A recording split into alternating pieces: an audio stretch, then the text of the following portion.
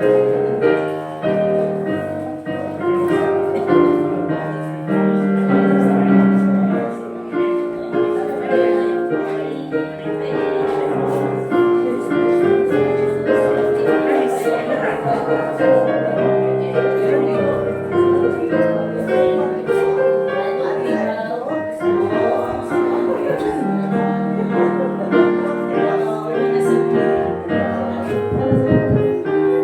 morning po sa ating lahat. Good morning po mga kapatid. Let's prepare ourselves for the worship of God this morning po mga kapatid. Yung mga nasa labas, pumaloob na kayo sapagkat lahat ng nasa loob ay lalo ako sa mission natin ganito.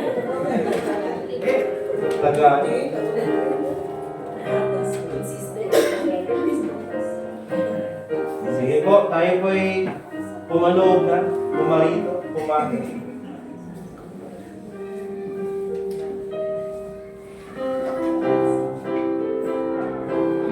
Ayan po mga katikas, we will call on, English. Patawagin po natin si Kuya Jason for our opening prayer. Then after that, si Kuya Dustin po for our congregational singing. So ayun po, let's all stand up po as we open our service in the word of prayer po. Kuya Jason?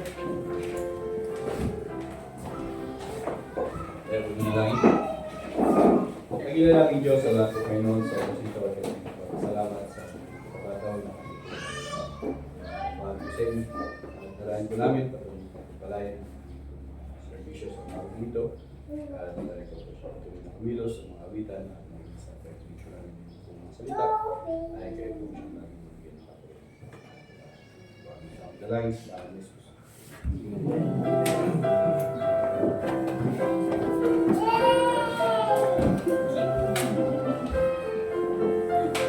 Buksan na po natin ang ating hymnals sa song number 10.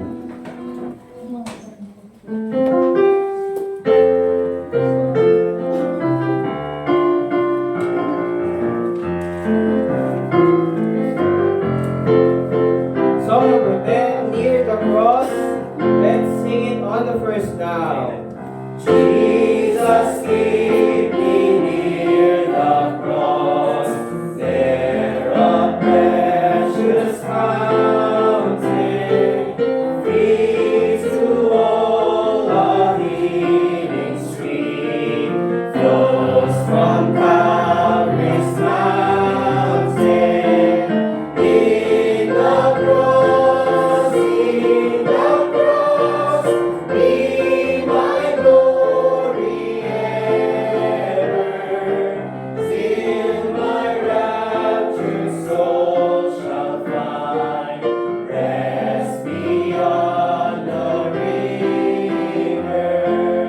Near the cross, a trembling soul, love and mercy found me.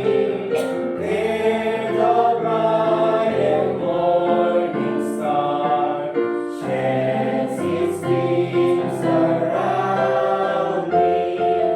In the cross,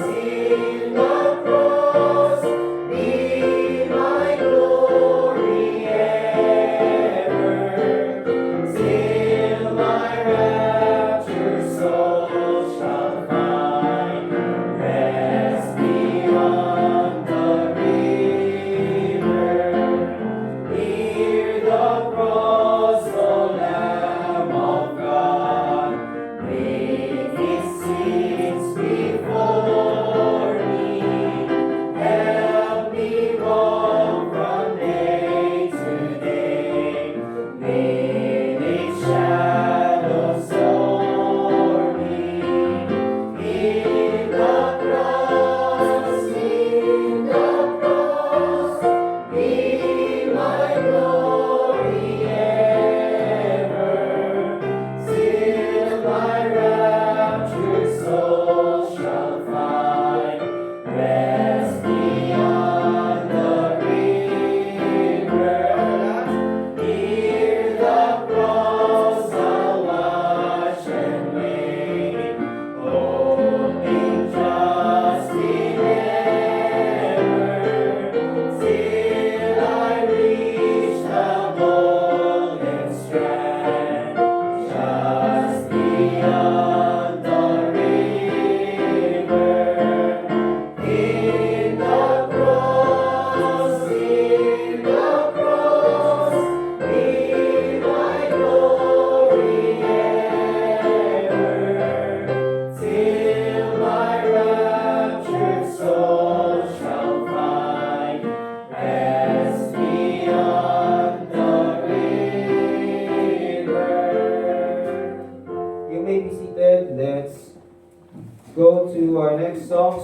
number 224, 224.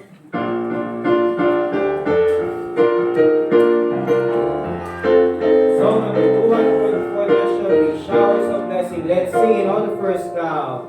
There shall be showers of blessing. This is the promise of God. There shall be seasons refreshing, sent from the Savior above.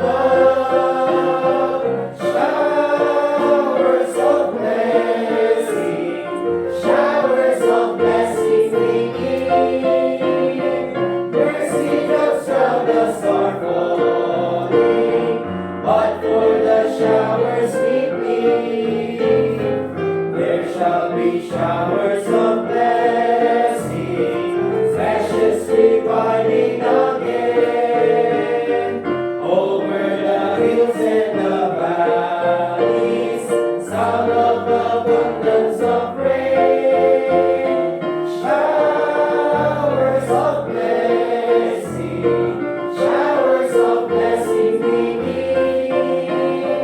Mercy drops from the star falling, but for the showers we plead. There shall be showers of blessing, send them upon us, O Lord.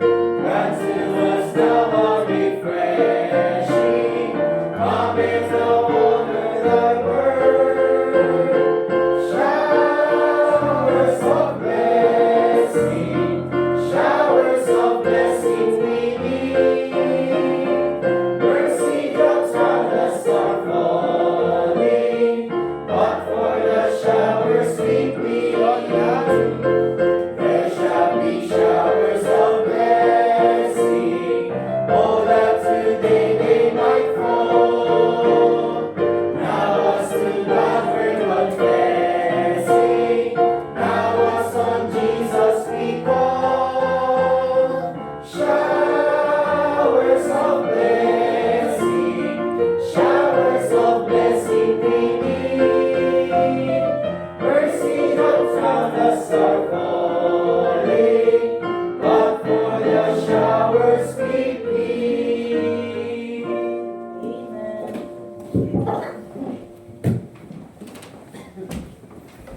Ayan po, magandang umaga po sa ating lahat. Happy Panagbenga po. Dapat pa natin i-baptize sa church, no? Hindi na, wag na kayong manood ng parade, ano po. So, ayun nga po, announcements lang po, ano? Before po announcements, let us prepare our hearts and minds po, ano, for the worship of our God ngayong Sunday.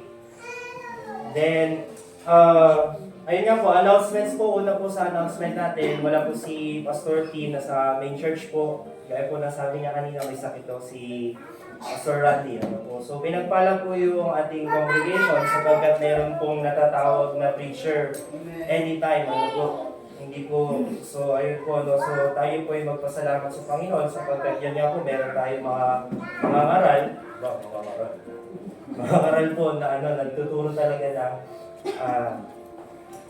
malinaw po, ano po, sa salita ng Diyos. Another announcement po, ano po, sa bukas po, doon daw sila sa hillside, yung mga nagtuturo sa mga estudyante sa classroom, ano po, yung school preaching po nila. Sa mga available po, sabihan nyo lang sila Brother Dustin, ano po, sila po yung, ano, sila Ate JC, sila po yung lagi nandun, ano po, na magtuturo sa mga bata. So, kung pangarap nyo po magturo sa classroom, sumama po kayo doon, ano. Pero gospel lang ituturo nyo, huwag ng math. Ano po, so ayun. So, ask nyo na lang po sila yung mga available times po nila. Diba? Sa Hillside po kayo bukas, Ate JC. Hillside National Baptist Church. Diba? Hillside National High School. Ano po?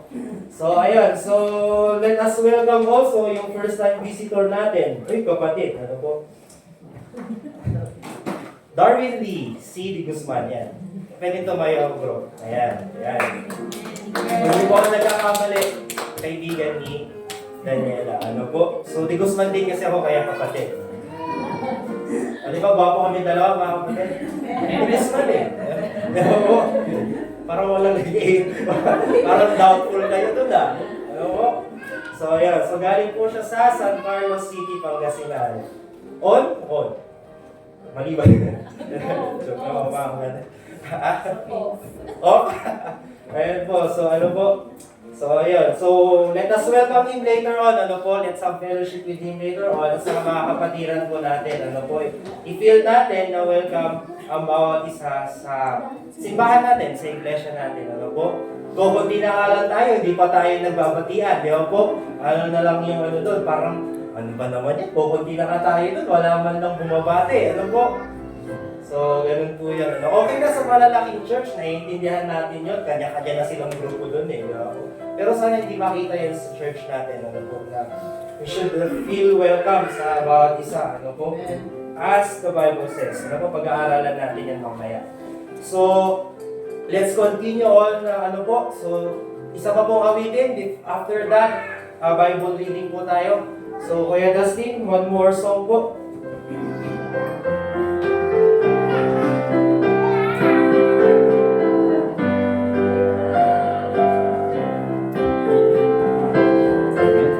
Let's open yung songbooks po sa song number 6.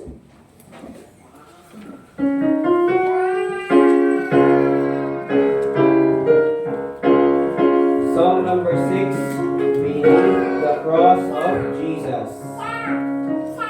Let's sing it on the first now.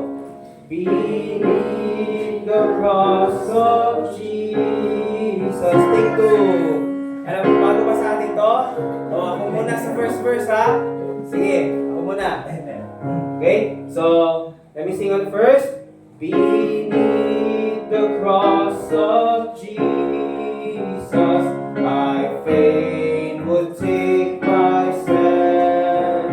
The shadow of the mighty rock within a weary land, a home within the wilderness, a rest upon the way from the burning of the noontide heat and the burden of the day.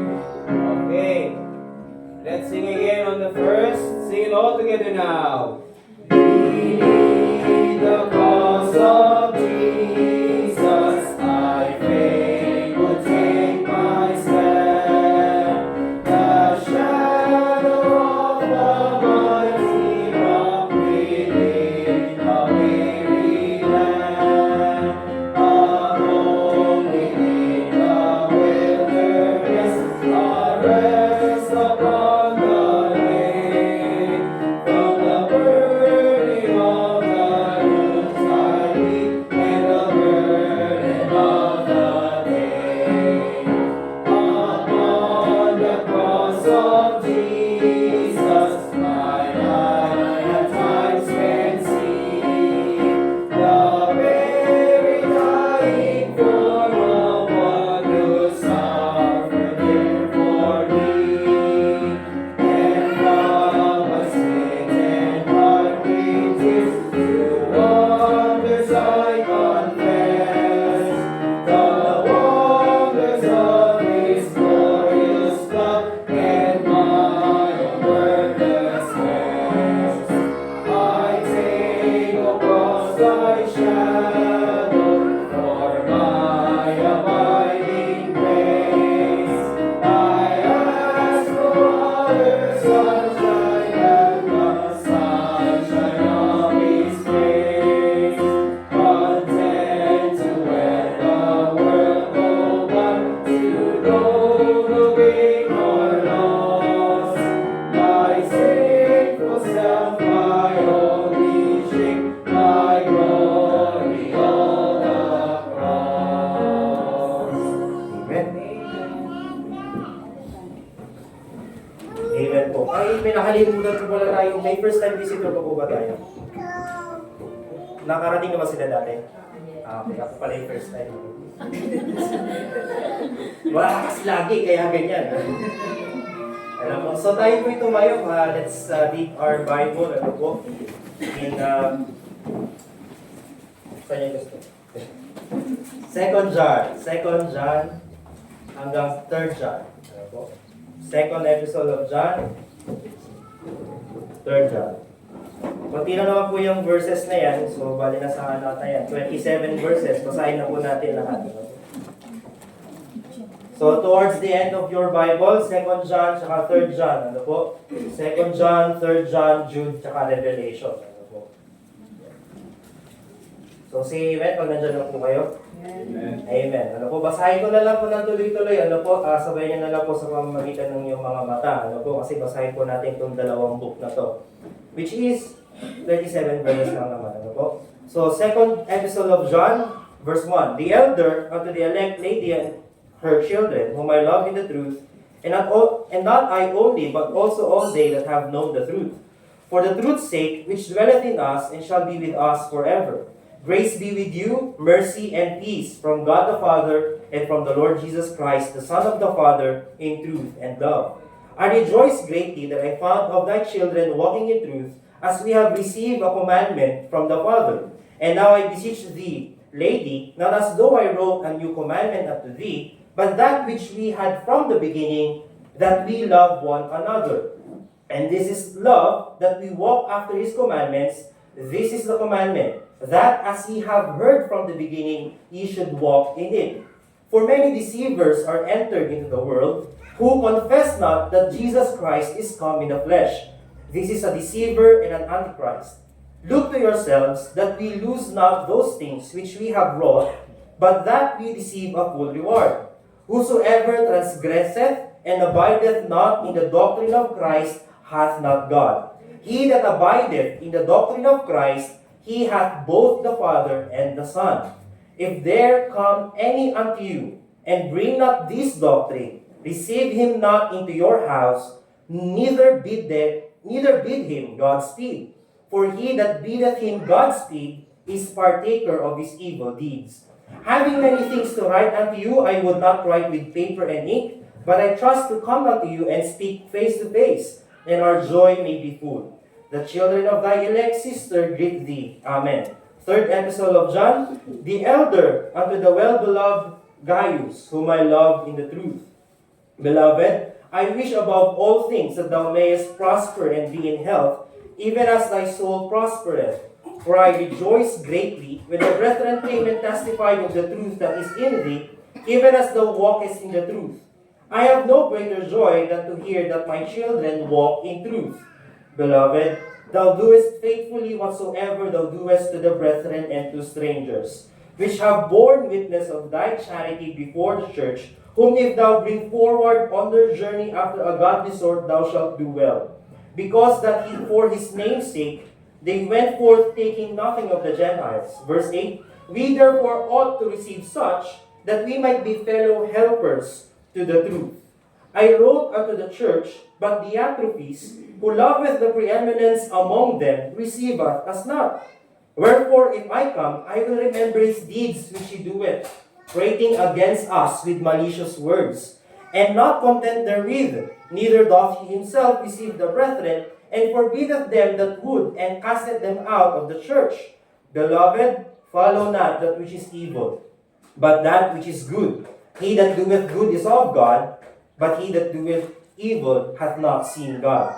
Demetrius hath good report of all men, and of the truth itself, yea, and we also bear record, and ye know that our record is true. I had many things to write, but I will not with ink and pen write unto thee.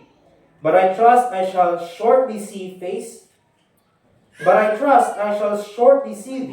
and we shall speak face to face. Peace be to thee, our friends salute thee, greet of the friends by name. Tayo po'y manalangin. Panginoon Diyos, dakila sa lahat, maraming salamat po sa inyong salita. Maraming salamat po sapagkat meron po kaming dalisay at puro salita mo, Panginoon Diyos, sa panahon namin, Panginoon. Kapag wala po ito, Panginoon, ano na lamang po ang aming buhay, ano na lamang po ang direksyon ng aming buhay, Panginoon. Panginoon, para kaming mga bulag na naglilig ng mga bulag kung wala po ang iyong mga salita, Panginoon Diyos. Kaya po kami po lubos ng kapasalamat sapagkat meron po kaming inaaral na salita mo, Panginoon. Meron pong Biblia na iyong ibibigay, Panginoon Diyos.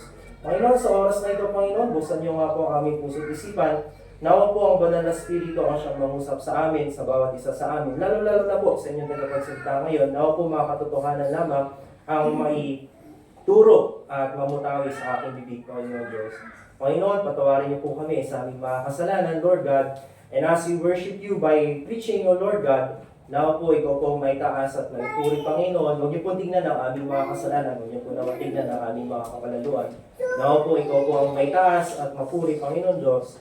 Ito po kami dalangin sa inyong pangalan ni Jesus. Amen. Tayo po yung makakaupo na. Ano po?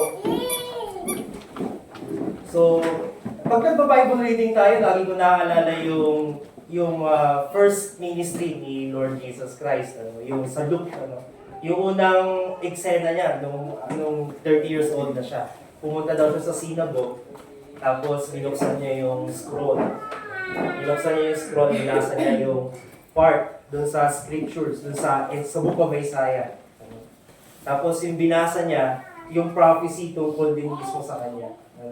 So lagi ko naaalala na biblical talaga yung sa congregation, binabasa natin yung salita ng Diyos na nagpe-prepare ng ating puso at isipan. So yun po sana yung gusto ko maintindihan ninyo na ang salita po ng Diyos, yan po dapat yung ating itinadaas tuwing linggo. Hindi yung sarili natin. So that's our preaching. Amen. So po, third episode, second and third episode of John. Yung John po na tinutukoy dito ay si John the Beloved. John the Beloved, yung close kay Panginoong Jesucristo, isa sa mga apostol niya. Simulat po ito ni John, matanda na siya. Sabi sa tradition, which is hindi ko naman makikita sa Bible, pero it's a good thing to know din, yung history.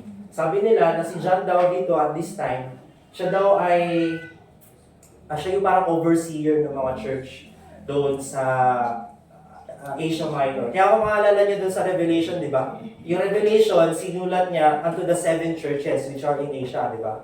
So parang siya yung nag-oversee sa mga yan. Kasi nga siya yung apostol, di ba? So he had great influence, he had that authority over the church. Kasi siya mismo yung kumbaga, pastor ng mga simbahan na ito.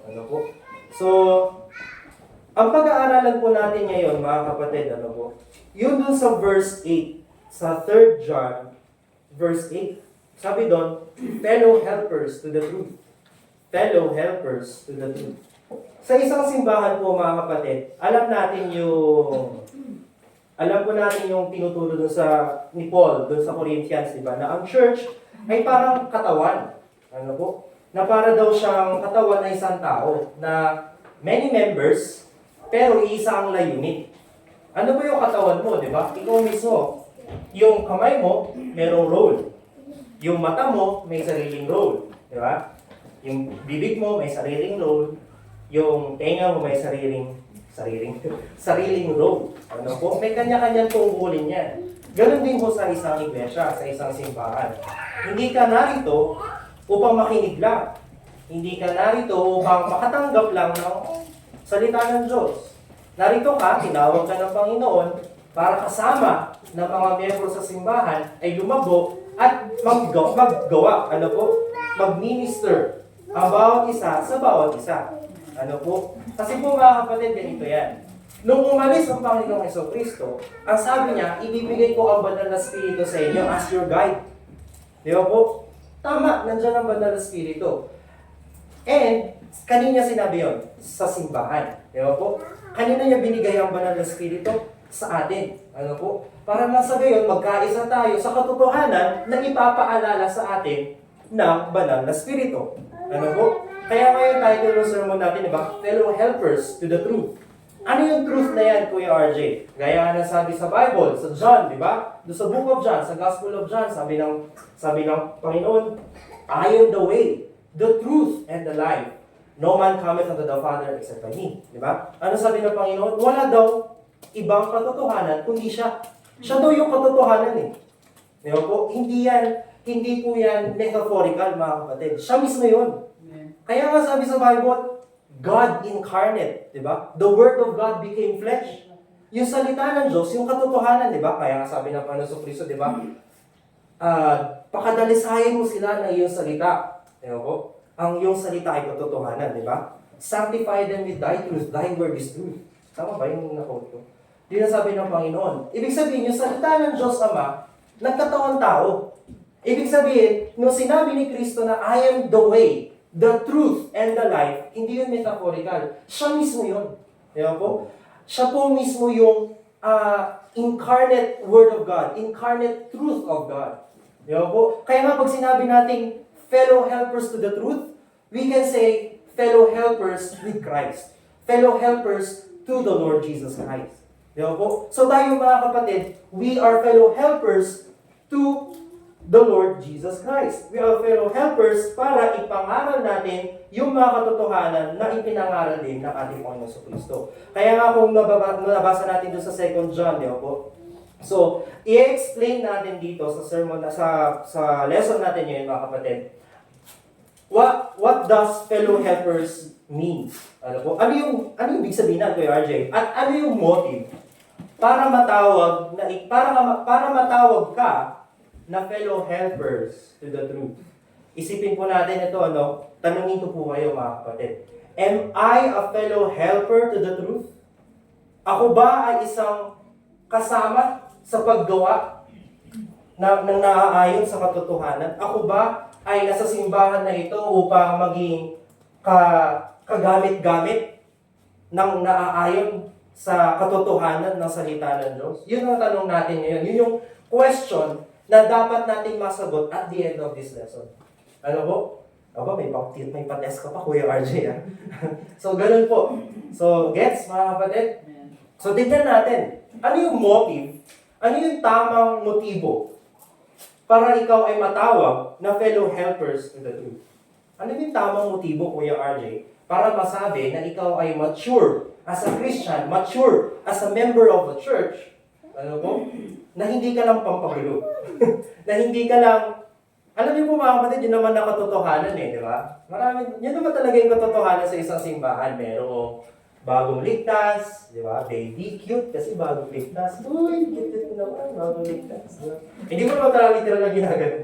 Pero I mean, alam niyo yung ibig sabihin ko na, halika bro, pag-aralin natin, pag-uus natin tayo, ganyan, di ba? Kasi cute pa nga dinadala mo talaga siya sa way, di ba? Sa truth, sa doctrines of Christ, ano? Tuturo mo sa kanya yung baptism, tuturo mo sa kanya yung Christian living, di ba? Tuturo mo sa kanya yung giving, tuturo mo sa kanya yung forgiveness, di ba?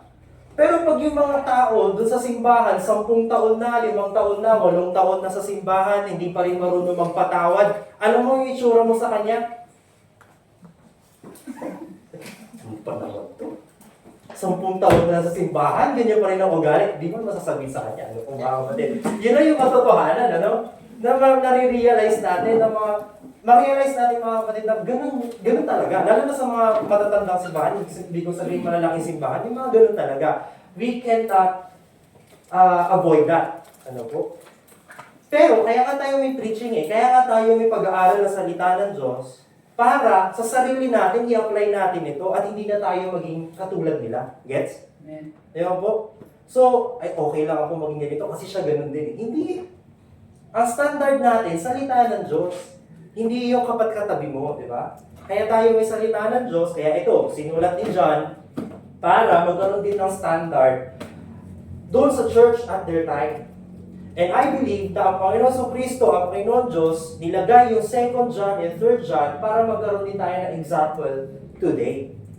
Ewan po? So, tignan natin before tayo pumunta doon sa motive, sa pagiging fellow helpers to the truth, tignan muna natin yung principle of biblical separation. Ano po? Prinsipyo sa biblical, sa tamang separation. Kasi, pag sinabi natin separation, di ba, magkakaugnay yung salita na yung holiness, sanctification, di ba? Pagiging banal, tinagalog mo na, Kuya Jay. Basta yung mga yun, di ba? Synonymous yung mga yan. Sabi dito sa 2 John, magkadugtong kasi yung 2 John at 3 John. Feeling ko nga parang sila parang sinulat ni John at one city. So, sabi dito, sa verse 5, 2 John verse 5, And now I beseech thee, lady, Not as though I wrote a new commandment unto thee, but that which we had from the beginning, that we love one another. Meron na daw kautusan sa kanila. Hindi ito bagong utos ni John sa kanila. Ito ay utos na talaga simulat sa pulpa. Nung nilikha ng Panginoon Kristo, nung tinatag ng Panginoon Kristo, yung simbahan. Doon pa lang sa Matthew 18, di ba? Tinawag ng Diyos, and I will build my church. At from that moment, ito na talaga yung tinuturo ni Jesus Christ sa kanila. At ito na yung tinuturo ng mga apostol sa kanila. At ito rin yung itinuturo natin ngayon.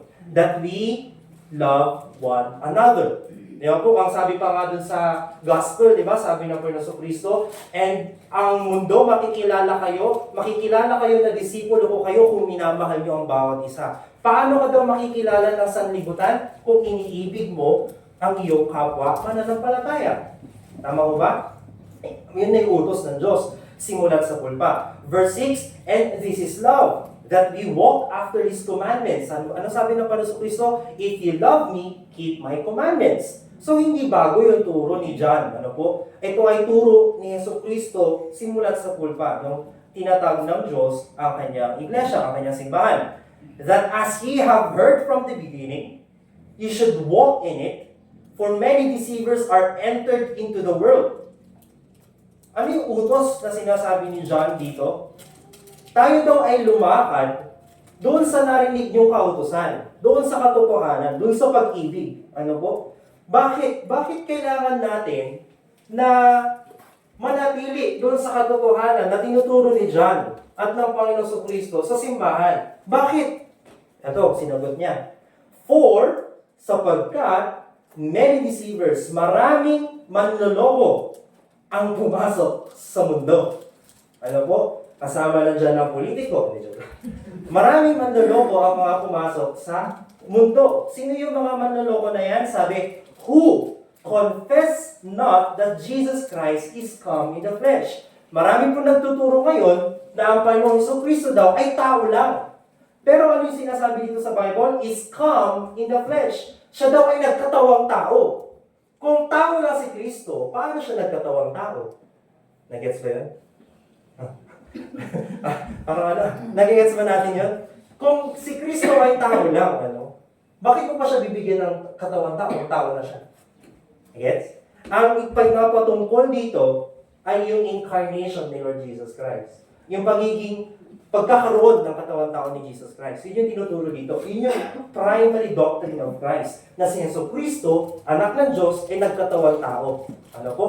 So next, this is a deceiver and an antichrist. Yung mga nagtuturo na ang Panginoon Kristo ay hindi Diyos, ang Panginoon Kristo ay tao lang, sila daw ay mga antichrist. Ano po? Bigat na antichrist. Antichrist na yan, Kuya RJ. Turo mo dyan. Hindi, pag sinabi natin antichrist, mga kapatid, substituting Christ. Pinapalitan nila yung Kristo ng Biblia doon sa Kristo na kanilang naisip lang. Gets? Gumagawa sila ng sarili nilang kaisipan patungkol kay Kristo, yun yung wino-worship nila. Diba? Tulad ng ibang simbahan na tinuturo nila, tao lang si Kristo, ibang Kristo yun.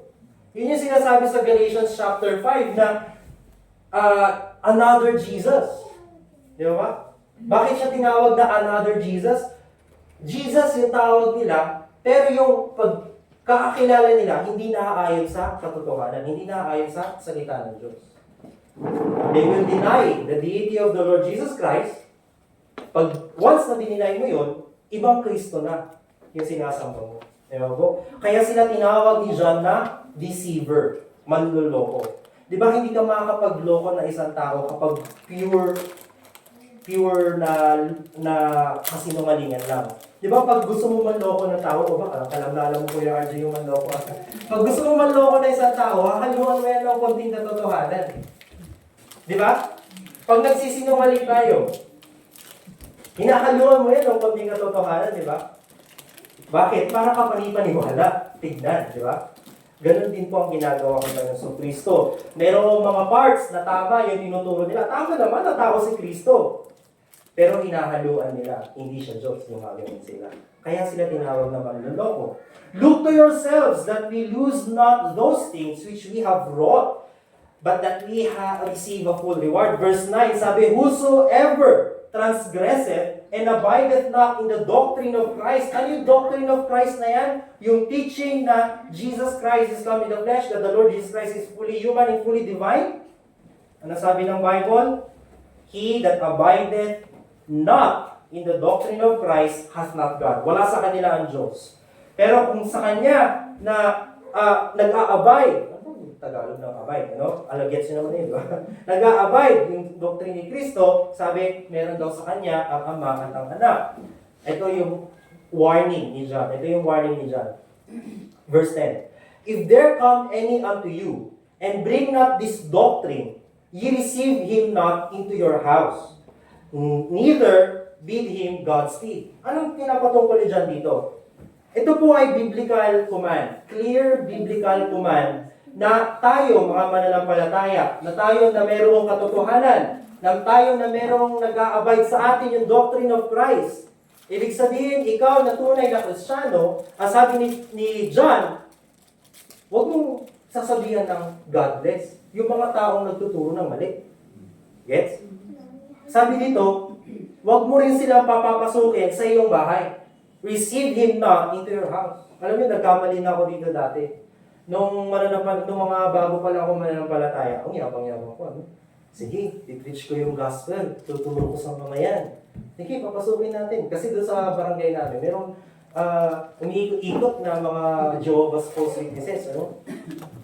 Natok sila. Sino po yun? Ano po, nagtuturo po kami ng Bible. Kung nagtuturo ng Bible, sige, magtagisan nga kami ng dalawa yung Bible ko. No? Tara po, pasok po tayo. Ayan, tapos, tuturo siya. Alam niyo ba na si Yesu Cristo ay anghel? Ha? Tingnan natin ha, sabi mo gano'n. Tinuruan ko. Ano yun? Patuloy yun, ano yun? 2 weeks, 3 weeks, naging 1 month. Linggo-linggo sila pumunta sa bahay. Linggo-linggo sila pumunta sa bahay. Si Mama din na, ano na rin eh. Ang ginagawa nito. Yun yung tinatawag ni John na mali. Dapat hindi daw natin ginagawa yun. Bakit? Kasi tinuturo nila yung maling Kristo. Bakit sinabi ni John na hindi dapat ganon? Kasi sabi dito, for he that biddeth him Godspeed is partaker of his evil deeds. Ano yung evil deeds na ginagawa ng mga false prophets na to?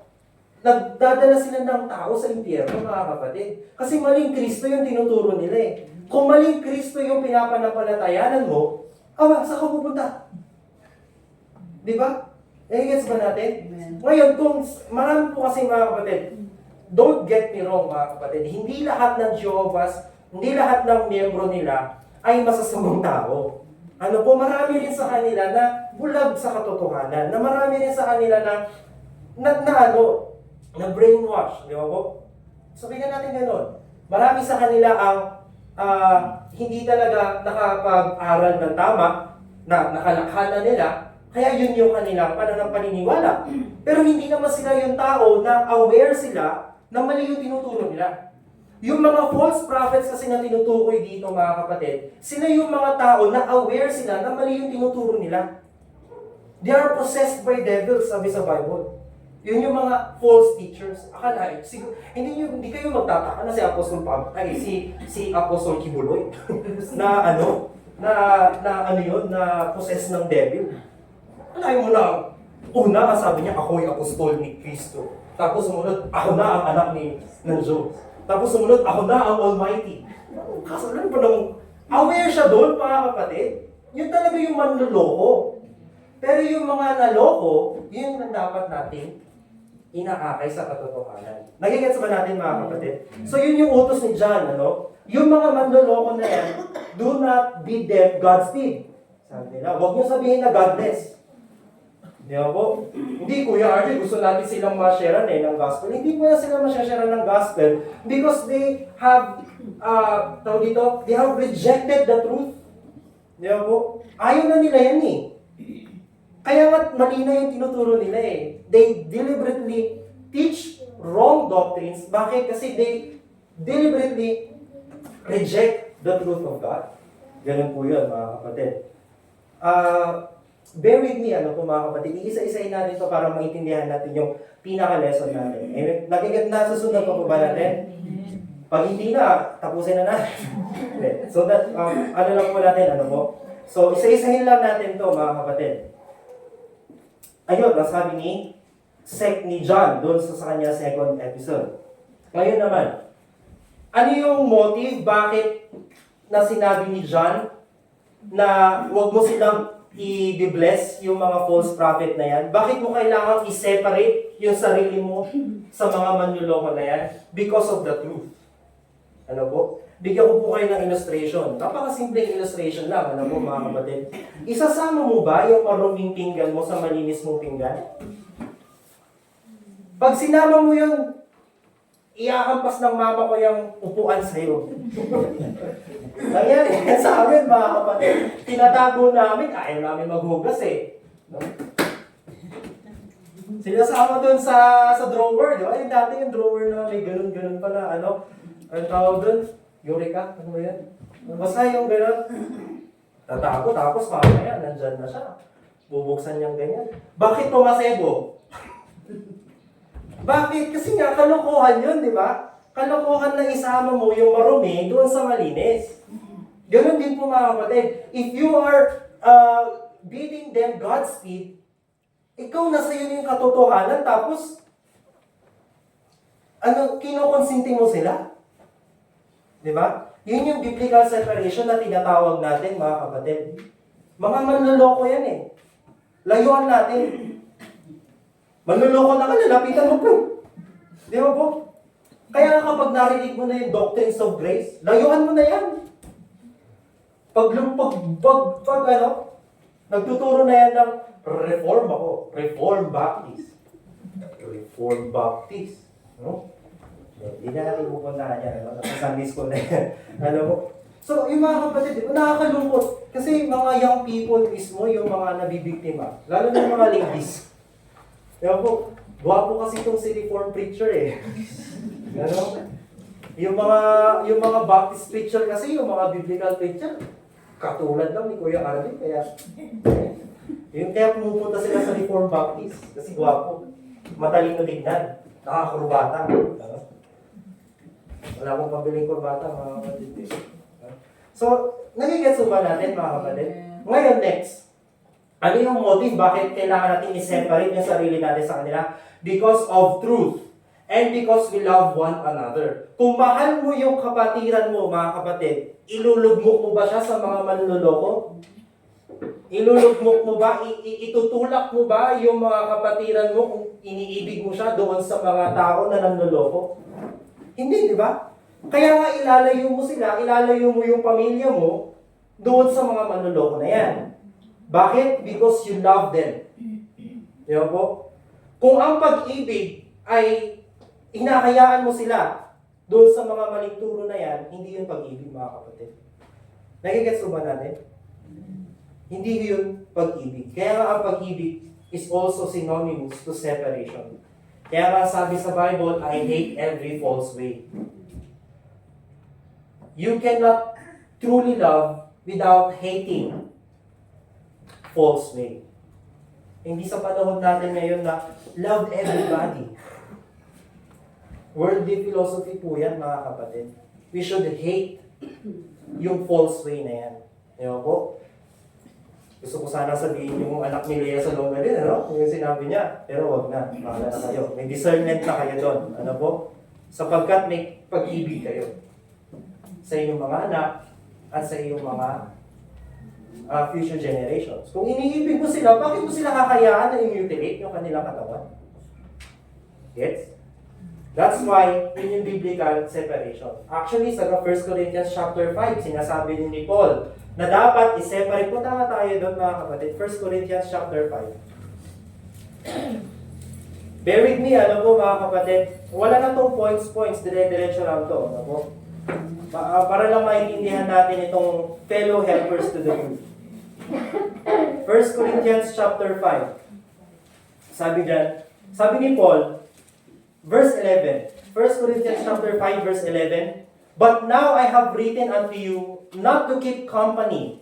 Huwag daw natin samahan. Ano po? If any man that is called a brother, o ito daw, kapwa mananampalataya mo, pero siya ay fornicator, covetous, idolater, and railer, and drunkard, and extortioner, with such an one, know not to eat. Yun po, isa yan sa mga biblical separation. Kanina nakita natin, we must separate ourselves from false preachers, false prophets, false teachers. Those who do not abide in the doctrine of Christ. Ito naman ang sinasabi ni Paul, kailangan lumayo ka din sa mga Kristiyano na nagko-confess na Kristiyano daw sila, pero ang ginagawa, itong mga matitinding kasalanan na to. Ano po? Sila daw ay fornicator, manginginom, idolaters. Alam niyo po mga kapatid, ang patotohanan, marami naman talaga, simulat, di ba kapag may naligtas sa simbahan na dinadala natin, 1 week, nandiyan sa church, 2 weeks, nandiyan sa church, 3 weeks, nandiyan sa church, paunti-unti, nababago niya yung kanyang lifestyle. That's okay. Kasi yun yung discipleship, yun yung growing in Christ.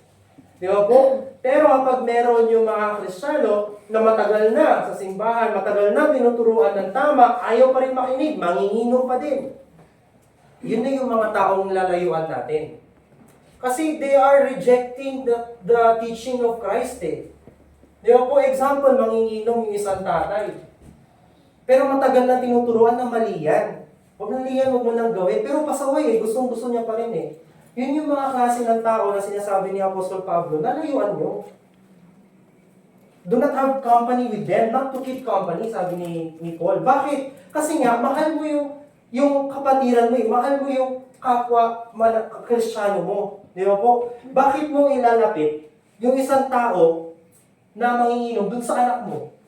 Ano yung tuturo niyan? Nagigets ba natin? Yan yung biblical separation na tinutukoy natin. Ano po? We must separate ourselves from the evil doers of the world. O ngayon, paano po nagbago, Kuya RJ? Praise God kung nagbago. Di ba po? Dapat i-receive natin sila kung nagbago. Di ba po? At praise God, wala namang ganyan sa atin. Ano po? Pero pag dumating yung panahon na may ganyan, alam natin yung biblical principle on how to deal with it. Nagigets ba natin? Ngayon, punta po tayo sa 3 John. So ano yung motive? Bakit kailangan natin ng biblical separation? Because of the truth. Because of love. Because of Christ. Because of His commandments. Because of the Word of God. Hindi po ibig sabihin na pag-ibig ay iibigin mo na ang bawat isa. Hindi po. Ang pag-ibig po, merong certain, sabihin na natin, limitations. At ano yung limitations na yan? Oops, mali ka na. Oops, mali na yung ginagawa mo. Ano sabi sa Bible? Ano sabi sa Bible? Rebuke is better than secret love. Ay, open rebuke, sabi. Tama ba? Open rebuke is better than secret love. Sabi sa Bible. Mali na yan. Tatama kita. Ayaw magpatama?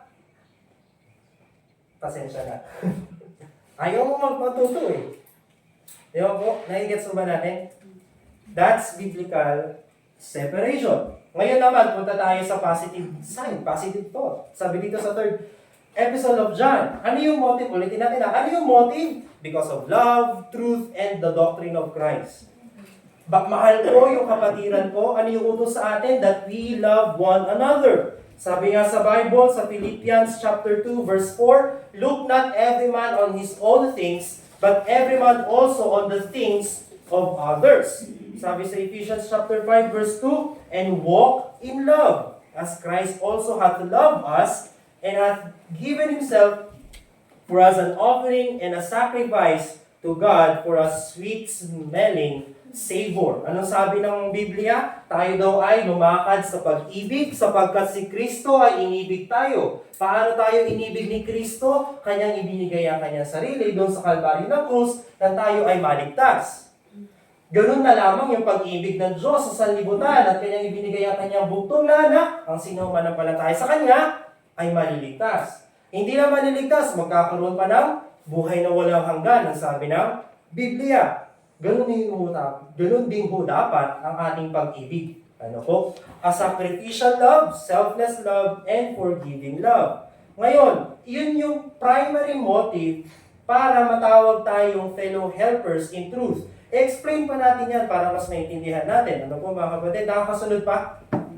Amen. Parang di na. Nakakasunod pa? Amen. Ayan po. So sabi dito sa third episode of John, sabi ni John, the elder unto the well-beloved Gaius, whom I love in the truth. Tignan niyo yung pag-ibig ni John. Pag-ibig sa katotohanan. Ngayon, kung ang isang tao ay wala na sa katotohanan, mahirap nang ibigin yan. Ano po? So, beloved, verse 2, I wish above all things that thou mayest prosper and be in health, even as thy soul prospereth. Bakit daw yung soul ni Gaius ay nagpo-prosper? Bakit daw siya, anong matagal ng prosper? Yung masagana? Ano po? Bakit yung kanyang soul ay abundant in mercy, in love, in grace? Sabi, for, sapagkat I rejoice greatly. Matuwa-tuwa si John. Bakit siya tuwan-tuwa? When the brethren came and testified of the truth that is in thee, yung mga kapatiran pumunta sa akin at sinasabi yung katotohanan na nasa sayo. Ano yung katotohanan na nasa sayo? Even as thou walkest in the truth, na ikaw daw ay lumalakad sa katotohanan. So tuwan-tuwa si John na si Gaius daw. Para example, ganito, tuwan-tuwa daw si John kasi naririnig niya si brother ganito. Ganito daw yung ginagawa niya sa church. Meron daw siyang mercy, meron siyang grace, meron siyang up to teach, meron siyang burden na mag-disciple ng mga kanyang kapwa-tao. Yun yung nagpalaki ng tuwa ni John kay Gaius. Kasi naririnig niya sa mga kapatiran na, uy, alam mo ba si Gaius napakabait? Uy, alam mo ba si Gaius kahit hindi namin sinasabi na may kailangan kami, binibigyan niya yung kailangan namin. 'Di ba? Isipin niyo na lang kung ganun yung report ng church doon sa iyo. 'Di ba? Ganun yung joy ni John. Ano po? Nahigits ba natin? Sabi, I have no greater joy than to hear that my children walk in truth. Wala na daw ibang kaligayahan si John, kundi ang marinig ang kanyang mga anak ay lumalakad sa katotohanan. Ibig sabihin mga kapatid, as we apply these principles in our day, na dapat tayo, isipin natin, maganda ba yung report ng church patungkol sa akin? Maganda ba yung testimony ng church patungkol sa akin? Ano ibig sabihin nun? Kapag narinig ko yung pangalang RJ, ano kayang iisipin ni Keno? Si Kuya RJ, yamu-yamu. Ganun ba? O pag sinabi na, ano kayang isip sa akin ni Maria? Uy, yung bait-bait naman ni Juana. Nagigets ba natin? Gumagawa na ako ng kung ano pangalan, Nagigets ba natin? Ano yung record? Ano yung impression yun? Ano yung impression sa'yo ng simbahan? Ikaw ba lumalakad sa katotohanan? Paano ka ulit lumakad sa katotohanan? Apply the biblical separation. Next, receive the fellow helpers. Ano sabi dito? Beloved, thou doest faithfully whatsoever thou doest to the brethren and to strangers. Ano sabi ni John patungkol kay Gaius? Gaius, maganda yung ginagawa mo. Thou doest faithfully. Kung ano man yung ginagawa mo sa mga kapatiran at sa mga estranghero, thou doest faithfully. Which have borne witness of thy charity before the church. Isipin niyo, ano ibig sabihin ulit ng charity? Love. Diba po? Pinapakita daw ng church na si Gaius ay may pag-ibig doon sa simbahan. Diba po? Tuwan-tuwa si John kasi, alam mo, Gaius, tuwan-tuwa ako kasi yung church mismo ang nagsasabi sa akin na ikaw daw ay mayroong pag-ibig sa simbahan. Ano ba yung ginagawa kasi ni Gaius? Ang ginagawa ni Gaius kapag may dumarating na missionaries, may dumarating na soul winners, may dumarating na mga member ng church, kahit layman lang, ni-welcome niya. Yan po, anong kailangan niyo po? Gusto niyo ba ng kape? Gusto niyo ba ng kape? Or kape? Puro tayo kape dyan eh. But basta na-gets niyo yung thought, yung principle, mga kapatid. Uy, kamusta ka na? Kamusta yung week mo? Kamusta yung biyahe mo? Kaya tuwan-tuwa rin ako pag mga ganun yung mga members sa church, di ba? Kasi nga, yun yung Yun yung doon nagiging masaya ang Panginoong Diyos. Ano po? That we love one another. That we are receiving those fellow helpers to the truth. Kanina, yung contrast natin, di ba? Kanina, sineseparate natin yung sarili natin sa mga tao na manloloko. Ngayon naman, nasabi ng Diyos, dahil nga tayo ay nasa katotohanan, dapat naman i-receive mo yung mga kapatiran mo. I-receive mo yung mga tao na kapwa mananampalataya mo kay Kristo. Kung yung tao na yan ay good soul winner, ano yan, i-encourage mo pa. Ano po, i-encourage mo. Kung pwede, pag-meriendahin mo. Ano po, yung mga ganun, di ba? Kung pwede, sige, tara, brother, sister, doon tayo, magkape tayo. Kape na naman. Magkape tayo, malamig eh. Nagigets ba natin, mga kapatid, yung pag-ibig na dapat na meron tayo sa kapwa mananampalataya natin? Oh, kamusta ka na? Hindi ka nakapunta dun sa church last week ka. Anong meron? May nangyari ba? May ano ba? May problema ka ba? Huwag lang pera ha. Mga ganun. Nagigets ba natin, mga kapatid? That's the kind of love that the Lord Jesus Christ wants us to have. Di ba po? Isipin niyo, mga kapatid, yung pag-ibig ng Panginoon Diyos Ama sa atin, na ibinigay niyo yung kanyang bugtong na anak. Isipin mo, mga kapatid, kung ikaw ay may anak, isakripisyo mo sa ibang tao, napakasakit nun. Ayaw mo gawin yun. But the God of this universe did that for you. Tapos, hindi mo, yung simpleng kamusta lang, hindi mo magawa sa kapwa mananampalataya mo. Anong pag-ibig ang meron ka? Di ba po? Sabi dito, whom if thou bring forward on their journey after godly sort, thou shalt do well. Because that for His name's sake, they went forth taking nothing of the Gentiles. Ano yung tinutukoy ni John dito? Sa Acts kasi, mga kapatid, sa Book of Acts, ano po? Malapit na po tayo, di ba? Sa Book of Acts, mga kapatid, kung binasa niyo yun, sabi ni, ang laging practice ng early church ganito. Yung mga kapatiran, ano sila, nangungulay na talaga sila, nagbibigay talaga sila ng mga, sabihin natin, finances, mga kung anong kaya nilang ibigay to provide for the needs of the missionaries. Ganun talaga yung biblical design. Yung mga missionaries ang magpo-provide sa kanila, yung mga church mismo yung nag-send out sa kanila. Di ba? Para, nang sa gayon, yung pupuntahan nila, hindi sila manghihingi doon. Di ba po, sa mga pangangailangan nila. Ganun yung ginagawa ni Gaius. Yun yung practice ni Gaius na merong mga missionaries, soul winners, o kaya simple laymen of the church na binibigay yung mga pangangailangan nila as long as he can. Di ba po?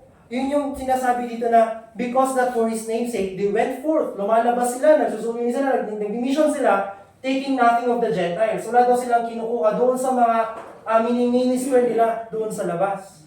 Di ba po? Ganun yung biblical design niya, napaka-importante ng missionaries. Napaka-importante ng giving sa mission. Di ba po? Biblical design mo yan kung babasahin natin. Di ba po? Si Apostol Pablo, in-explain niya yan eh. Di ba po? Meron daw silang power. Ibig sabihin, tama naman, may authority sila na manguha ng kanilang fruit sa pagtuturo ng salita ng Diyos. Nevertheless, hindi niya daw ginawa yun. Nagtrabaho pa rin siya para hindi sila maging kasi maraming Kristiyano na o-offense sa mga ganun eh. Kaya ang ginawa ni Paul, sige, magtatrabaho na lang din ako para hindi kayo masyadong Pero dapat yung prinsipyo na doon, nasa sayo na yun. Mahal mo ang kaluluwa, mahal mo ang simbahan, mahal mo ang kapwa-tao mo, mahal mo yung kapwa mananampalataya mo, mahal mo yung missionary na isi-send out ng church. Kaya ka ngayon, magbibigay kung ano yung kaya mo. Yun ang pag-ibig. Nagets mo mga kapatid? So, yun yung ginagawa ni Gaius.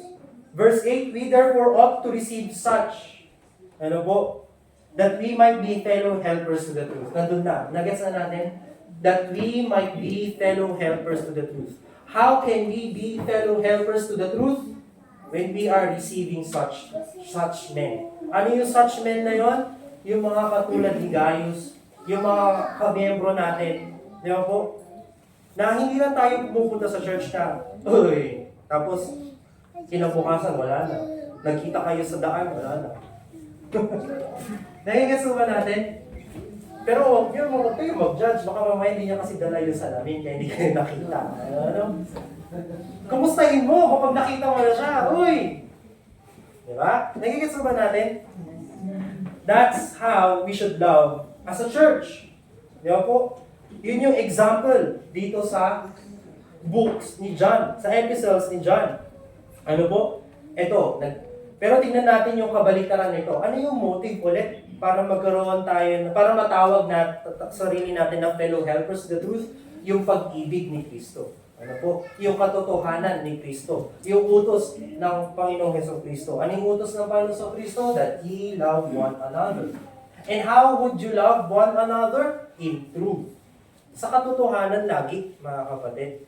Hindi mo siya kukonsintihin sa mga mali niyang gawa. Gets natin, mga kapatid?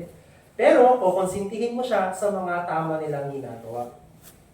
Uy, missionary yan, souvenir yan, pamilyendahin natin.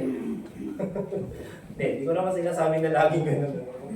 Nagigets mo ba natin? Kamustahin natin? O samahan natin, mag-souvenir, ano? Baka kasi mabugbog yan eh. Protektahan natin. Pasalamat tayo na dito tayo sa Pilipinas na libre ang pag-preach ng gospel. Ano? Hindi tulad sa ibang bansa na talagang tagusin na. Ano? Kasi baka sila ay i-torture ng state, ng kanilang gobyerno doon. So, verse 9, I write unto the church, but, ito na yung masamang example eh. Ito na yung may maling motive. Nakita natin yung tamang motive, ano? How to love the church? Ano yung motive? By loving. Di ba po? Love of Christ, doctrine of Christ, commandments of Christ, the truth that is in Christ. Kaya nga kapag tayo ay may pag-ibig na katulad ni Kristo, we will separate ourselves from evildoers. But we will accompany those who preach the gospel, who teach the truth, who loves the truth. Di ba po? Pero, tignan niyo yung maling motive ni Diotrephes. Sabi, I write unto the church. But Diotrephes, who loveth to have the preeminence among them, receiveth us not. Alam niyo, pag nabivisualize ko si Diotrephes, ganyan siya. Having preeminence above. Diba? Kaya sabi doon, among them pala, receiveth us not. Akalain mo si Apostle John, hindi mo tatanggapin? Siya mismo na nakayakap kay Panginoong Hesukristo doon sa Last Supper, ayaw mo sa Kanya. Anong napakayabang mo naman? Sino ka ba? Di ba? Kay Diotrephes na yan. Sabi ni John receiveth us not. Hindi kami tinatanggap ng Diotrephes na yan. Di ba? Marami sa simbahan ngayon, Diotrephes. O totoo po mga kapatid, lalo na sa mga natatandang church. Uy, alam mo ba yung Sunday school na to sa ano lang, matatanda lang. Dapat doon eh. First time visitor ka. Sorry po, hindi ko alam. Hindi na kami bumalik kay Clash. Grabe. Sorry po, hindi namin alam. Sorry na. Ay, naku. Yung mga ganon, hindi ko naman ginajudge. Baka naman kasi talagang hindi niya alam na bago kami. Since malaking church nga. So, kaya din natin i-balance, di ba? Na hindi natin pwedeng i-judge talaga yung isang tao na kakamit mo lang, i-judge mo siya. Hindi po, mga kapatid. Kaya nga sabi sa Bible, di ba? Judge not that you may not be judged. Dapat itignan mo muna yung sarili mo, di ba? Bago yun. Pero parang nasaktan din talaga ako that time. Nasaktan ako that time.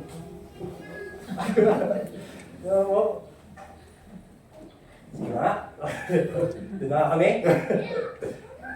Pero maraming ganun eh, simbahan, no? Loveth to have the preeminence among them, receiveth us not. Wherefore, if I come, I will remember his deeds, which he doeth, prating against us with malicious words. Ano yung ibig sabihin ng prating against us with malicious words? Ano yung ibig sabihin ng prating? Isa sa mga term na yung chattering, babbling. Yung parang walang kwentang sinasabi lang,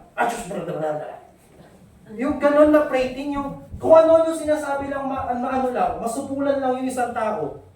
Wala kang makita sa kanya na mali, pero gagawa ka ng istorya sa kanya. Para lang maano mo sa ibang tao na, alam mo si ganito, ganyan. Mali yung motive niya eh. Walang pag-ibig eh. Ano yung motive niya? Kayabangan niya. Gusto niya siya lang yung nasusunod. Gusto niya siya yung bida. Di ba po? Kung gusto mo yung bida, doon ka sa Jollibee, bida ka sa'yo doon. Di ba po? Nakikits ba natin? Siya lang yung bida, gusto siya yung bida. Well, kaya lang naman nagsusulwining niya kasi favorite siya ni Pastor eh. Paano mo nalaman na favorite siya ni Pastor? Lagi nga pinapagalitan yan eh. Di ba? Yung nakikits ba natin mga kapatid?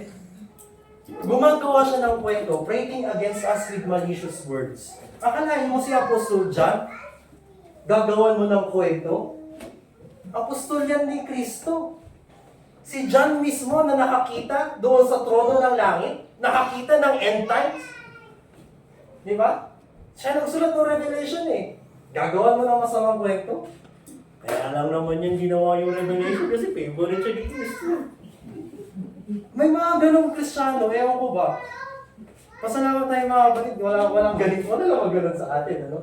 Pero, bakit naisipan na, bakit kailangan natin ituro to sa simbahan? Wala naman palang ganon, Kuya RJ, pero bakit kailangan natin ituro sa simbahan? Kasi po pag lumago tayo as a church, dumami tayo, asahan nyo meron at meron yan. Meron at meron yan. Hindi mawawala yan sa church. Kaya nga dapat tayo as an individual, meron tayong discernment. Meron tayong discernment, meron tayong separation, at meron tayong prinsipyo. Sabi ko nga po mga kapatid, hindi lahat ng nasa simbahan gagawin mong kaibigan. Imposible yun. You cannot be friends with all of us. Di ba po? Pero be decent, be civilized, be Christian sa pag-ibig. Although hindi mo siya ina-accept as best friend, huwag mo naman siyang gawan ng masamang kwento. Di ba po?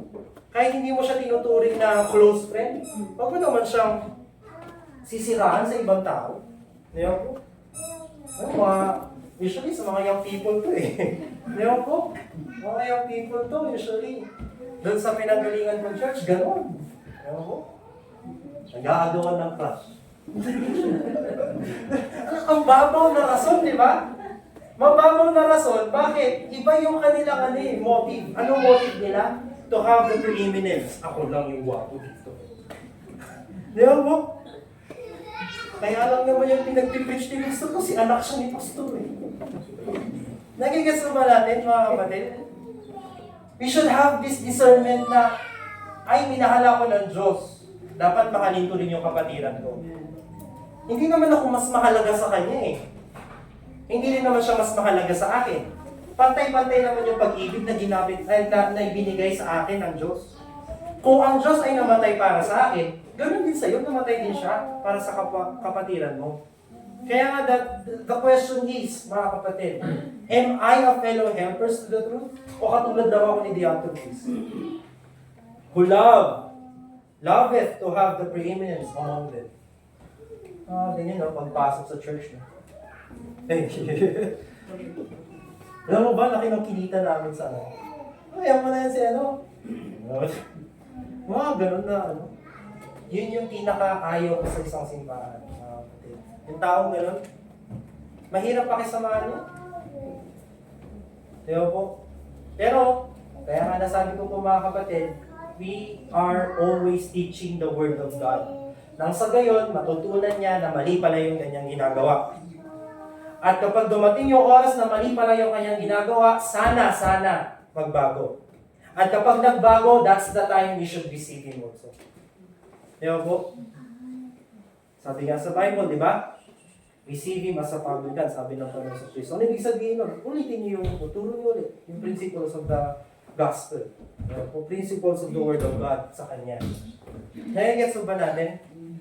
Huwag niyo isipin na meron akong pinapatamaan. Wala po, mga kapatid. General po yan. Ano po? In general case. Ano po? Parang general formula na yan sa calculus. Maraming family of... Joke lang. Family of equations, ano? So mga kapatid, please, we should love one another. Ano po? Wag mo nating gayahin si Diotrephes na iba yung motibo. Dapat kapag pupunta tayo sa church, laging nakaset na sa ating hearts and mind na andun ako para sumamba sa Panginoon. Andun ako para ipakita na ako ay iniibig ng Diyos? Paano mo maipapakita na ikaw ay iniibig ng Diyos? Lalakad ka sa katotohanan. Paano mo mapakita na ikaw ay naglalakad sa katotohanan? Ginagawa mo yung utos ng Diyos. At isa sa pinakahigit na utos ng Diyos ay ang pag-ibig sa bawat isa, mga kapatid. Forgive. Isa yan sa mga magpatawad. Diba? Yung mga taong ganon, hindi sila marunong magpatawad. 10 taon na, 5 taon na, nandun pa rin yung kasalanan mo sa kanya. Hindi niya alam na hindi niya ako kinamayan noong February 26, 2023. Yung mga gano'n, hindi marunong magpatawad. Bakit? Kasi nga, ang kanilang motibo, yung kanilang kapanaluan, yung kanilang pride. Kaya po, bagay sa kanilang fried chicken. Po? So, mga kapatid, please, may natutunan ba tayo, mga kapatid? That we should be a fellow helper to the truth. Paano yan, Kuya RJ ulit? Ultima natin. Of being a fellow helper to the truth, we must walk in truth. We must walk in love. Yan po. Walk after His commandments. Ano yung commandments? Commandment pala. This is the commandment, verse 6 ng 2 John. That as ye have heard from the beginning, that we love one another. So verse 5. That we love one another. Nagigets ba natin? Yung mga diatropis dyan, wala naman. Ano po? So, mga ganun, ano po? Tandaan natin, hindi ikaw ang pinunta dito hindi ikaw ang pinuntahan dito sa church. Si Kristo. Si Kristo ang dapat na mayroong preeminence sa church. Yun din yung ginamit sa Colossians na word, di ba? Puntahan natin, Colossians 1:18. Last verse na puntahan natin.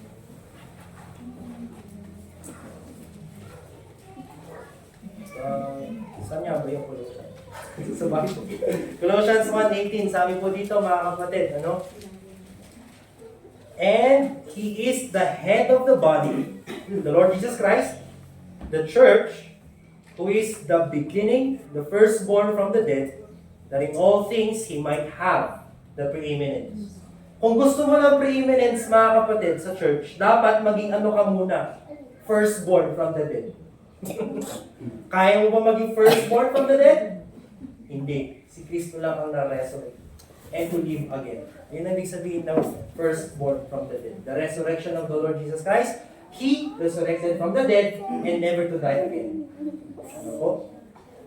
So, kung gusto mo maging preeminent sa church, ikaw muna dapat na maging head ng church. Ikaw bang head ng church? Hindi. Kaya huwag kang magyabang. Ano po? Huwag kang magyabang. Na para bang inaalis mo yung pwesto ni Kristo at ikaw yung pumapalit. Yeah? Parang diatropis nga talaga. Kaya po, huwag niyo pong ipapangalan yung anak yung diatropis, ha? Diba po? So please, love one another. Sana po matalim to sa ating puso't isipan. Hanggang sa lumago yung church natin. Tayo po yung nagsimula ng church na ito. It's a privilege for us to be the pioneers of this church. Wow, pioneers of the church. Ibig sabihin tayo yung maliit pa lang tayo na yung narito. Tayo yung marami nang natutunan sa salita ng Diyos. Kapag may dumating na mga bagong mananampalataya through soul winning, di ba po? May dumating na bagong mananampalataya through the preaching of the word, of the cross, sa mga schools, yan, sa ginagawa nila ang ating JC Dustin, di ba? Praise God for them, di ba po? Praise God sa mga soul winners sa kanya-kanyang capacity, di ba po? Sa kanya-kanyang trabaho, nagsusoul winning, sa kanya-kanyang mga kaibigan. Para madala dito sa simbahan, tayo po yung mangunguna, tayo yung mag-disciple sa mga taong yun. Hindi tayo yung mga tao magyayabang against them. Hindi tayo yung mga taong tuturuan ulit. Di ba po? Nakikita ba natin? We should be mature in love. Di ba po? Sige. Yun po ang introduction. Tapusin na natin. Ano po? So, nakikita ba natin mga kapatid? So, may natutunan po ba tayo sa salita ng Diyos ngayong umaga? Ay po ito ba yung mananangin po tayo?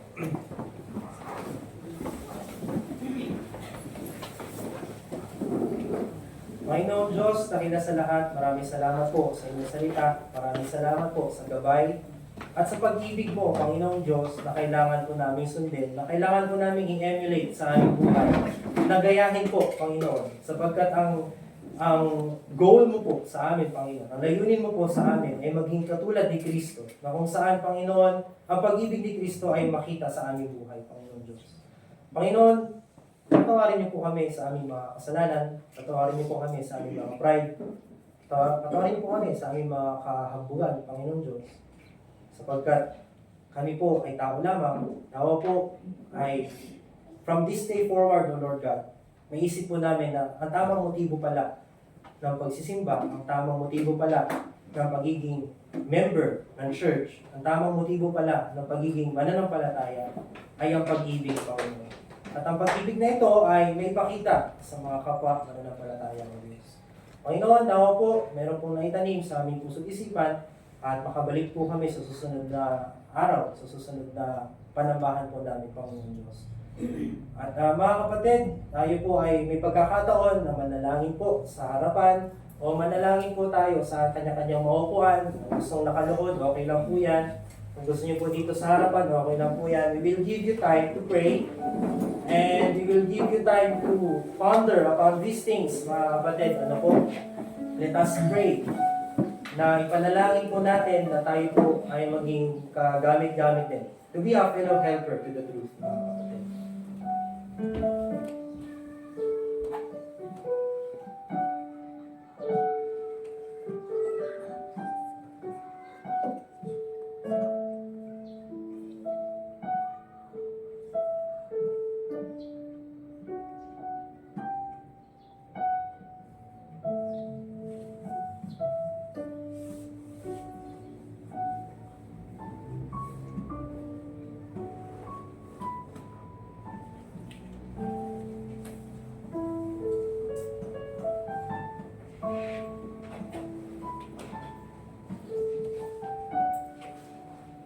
Panginoon Diyos, dahil sa lahat, maraming salamat muli sa inyong salita, Panginoon. Patuloy niyo po kaming gabayan sa araw na ito, Panginoon. Patuloy niyo po kaming puspusan ng Panginoon Espiritu. And guide us, Lord God, din sa pag-ibig mo, Panginoon, that we should love one another, Lord God. At Panginoon, pagpalain niyo rin po ang aming pagbibigayan ng Panginoon Diyos. Panginoon, ito mo nalangin sa kanilang Panginoon Jesus. Amen. Let us prepare po yung offerings natin and commitments. Tawagin po natin si Kuya Jaser po. Kuya Jaser, tapos Kuya Dustin, yung mga offering bag po, pakihan na lang po sana. Tapos we call on Tito Larry po para sa praying ng ating offering.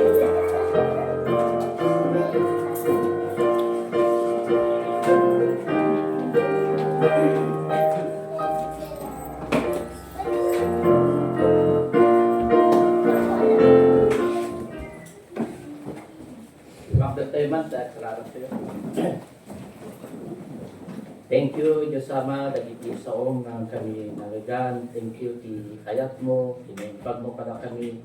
Thank you, mat iti ito yung oras na agitid kami manan, iti para iti pakaiday-dayawam, bindisyon naman, nagiti nga offering, iti trabaho, iti tunggang maysa, sa lunat, tunggang maysa, tungkuran pa'y kadi, dagiti awanan, iti maibigay na itatatat ikang kabilit ita ti gundaway nga madaan ti panggadan, pagtrabakuan, pagnegosyuan, kada kani nga maka partisipar damot ti dato nga panagingted. Dahil manting kami idawat ng kararagan ka tinalang takon ni Jesus. Amen.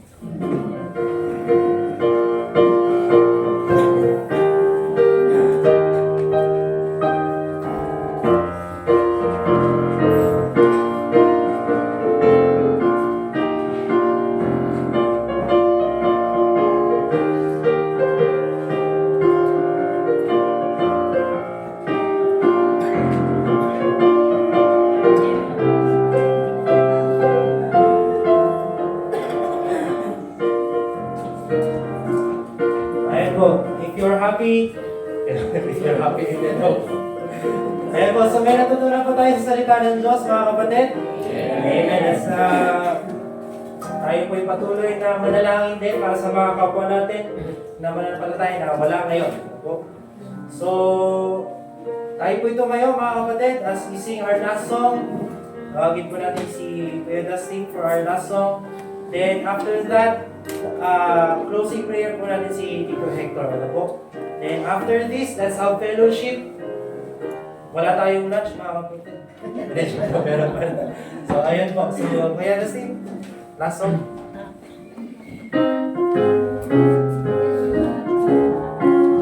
Let's open yung songs po sa song number 65.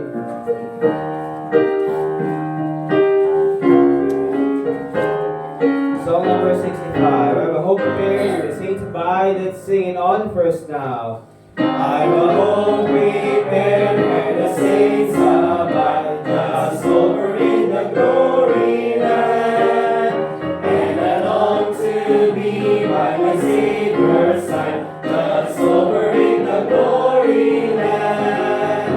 Just over in the glory land, I'll join the happy angels band. Just over in the glory land, just over in the glory land, where with the mighty hosts I'll stand. Just over in the glory land, I'm on my way to those mansions there. Just over in the glory land, there to sing God's praise and His glory share. Just over in the glory land, just over in the glory land, I'll join the happy angels band. Just over in the glory land, just over in the glory land, there with the mighty hosts I'll stand. Just over in the glory land, what a joyful thought that my Lord I'll see. Just over in the glory land, and with kindred safe there forever be.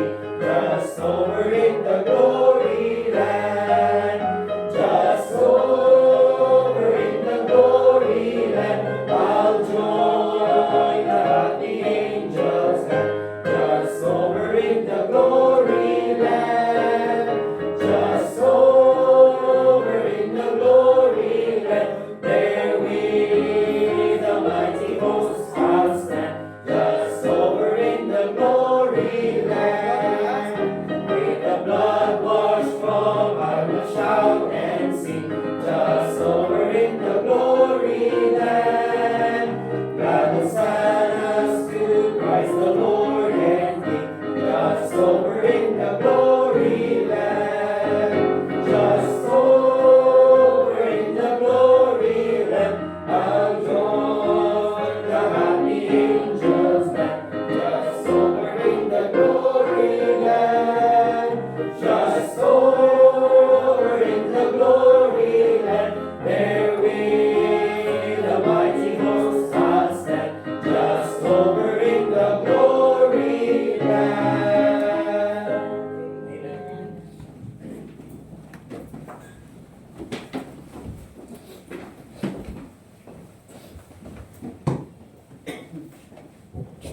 Let's pray. Father in heaven, thank you that you have gathered us this morning. Thank you that you have given us our brothers as our preachers. Thank you that we have heard your word again this morning. Help us to apply it in our lives, even as we continue to serve you and serve one another. Thank you, Father, that you continue to bless and use the work of your ministry here at High Crest Outreach. And even, Father, for the rest of the day, may we do that which will bring honor and glory to your name, asking this in Christ's name. Amen. Amen.